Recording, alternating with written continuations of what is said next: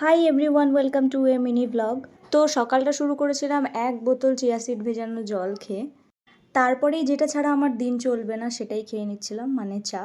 দেন 8:30টার দিকে আমি ব্রেকফাস্ট করে নিই ওটস।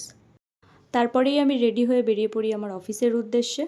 অফিসে গিয়ে প্রথমেই আমি আমার কাজগুলো শুরু করে দিই। আর আজ আমি একাই অফিসে বেশিরভাগ টাইমটা ছিলাম। অনেকক্ষণ পরে আমাদের স্যার এসেছিলেন। স্যার আসার পরেই এসেছিল একটা ইনকোয়ারি, যেটাতে স্যারই বসেছিল, তো আমি বসে বসে বোরিং ফিল করছিলাম। তারপরেই লাঞ্চ করে নিলাম। লাঞ্চে ছিল আজকে মাছের ঝোল। তারপরেই দুপুরবেলায় এত শরীরটা খারাপ ছিল যে আর কি বলবো। তারপরেই সন্ধ্যাবেলায় আমি বাড়ি চলে আসি, এসে ঘরগুলো গুছিয়ে নিলাম, সমস্ত কাজ করে নিলাম। আর আমি নতুন এখন একটা টিউশনই পড়াবো ভেবেছি।